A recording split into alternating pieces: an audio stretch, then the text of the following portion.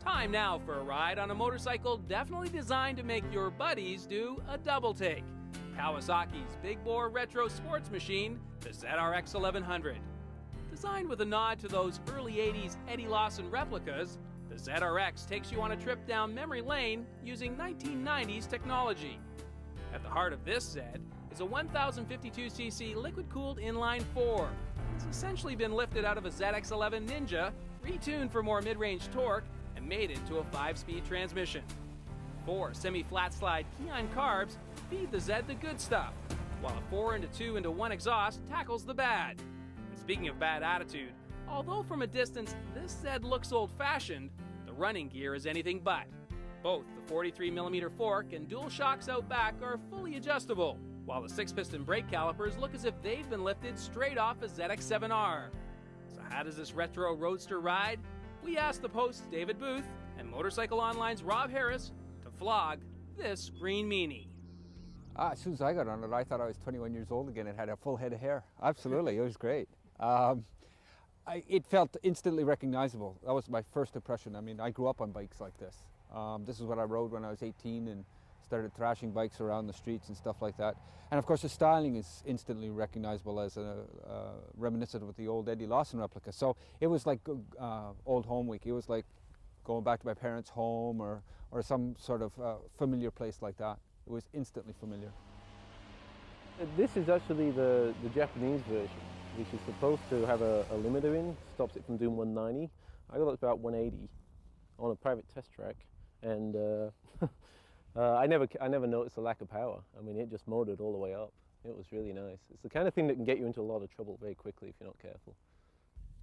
The engine is a somewhat detuned version of the ZX11 engine, and I got to admit, when I first got on it, it's green, it's Kawasaki, and it says 1100 on the side, so that I thought as soon as I twisted the throttle, I'd be scared for my life, and I wasn't. And to me, that's why I'd buy this bike. And so it has got excellent power. It's very powerful, don't get me wrong, but it's not overwhelmingly powerful, which is what I expected. And tell you the truth, it's what I'd want in a bike like this. This is a muscle bike. Yeah. This is a replica of an old super bike, and those bikes were hairy to ride, extremely. This one is powerful, yet a little too docile for me. I want a little more tire shredding and stuff like that. I don't need the top end horsepower going 160 miles an hour, but when I want to come out of a corner, I want that front wheel in the air, I want the tire sliding and everything else, and it could use a few more ponies in the mid-range, I think. Yeah, it's a lot more civilized than what you'd expect when you get on it. Oh yeah. But I like that personally. Yeah, I'm kind of glad I can open the throttle without it risking of lifting up the front end and slipping you over the back. So I like the civilized part of it. But you're right, you expect when you see it that it's going to be a real tire shredder, and it's not. I spent a lot of time on the original Eddie Lawson replica, and boy is this an improvement. That original one, boy, the first pothole would send you to a chiropractor. The shocks were just so stiff, the forks were crude, the handling was tippy. This thing's a fairly modern motorcycle. It's like they jacked up the bodywork and put a modern motorcycle underneath. So it's a little too heavy to keep up with sport bikes, and it won't go quite around the corners with pure sport bikes, but it's more than adequate from a handling standpoint. The brakes are fantastic. And if you were somebody that was looking for a bike that looked like this, looks like an Eddie Lawson replica, but wanted a much better motorcycle, this certainly fits the bill.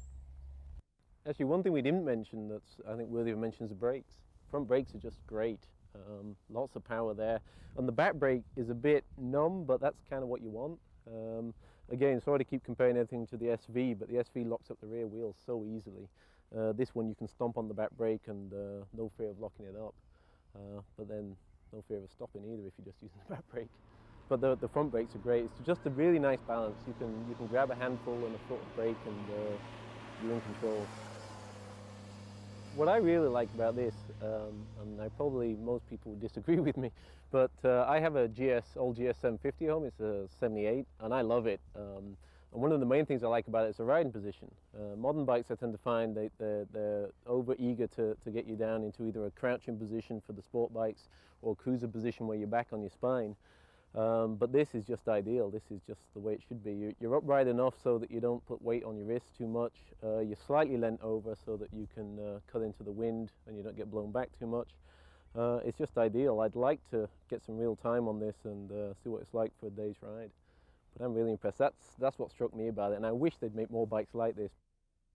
It's very, very good. I like it. I wouldn't change anything from that point of view, the ergonomic point of view. I really like the seat. This has got a pattern somewhat similar to the old ELR. I mean, they've really been very faithful to the original, and the styling, like even the swing arm here, is not like the Lawson replica, but the real racer that it was based on. That swing arm is very similar to that. So they've been very faithful, or as much as they can, to the original, and that's what impressed me most about this motorcycle. As soon as I saw it, I loved the looks.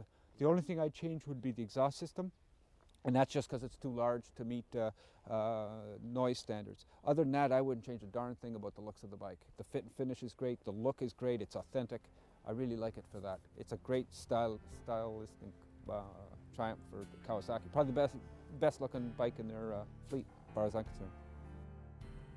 I think the pipe's pretty easy to change. It's just a bolt-on job on the back. I noticed on the SV, the actual pipe, to replace the rear of the pipe, you have to replace pretty much the whole pipe, which seems a bit silly because it's one of the first things people do generally, just replace the muffler with something that gives off a bit more of a growl, releases a few more horsepower. So that's a nice design point.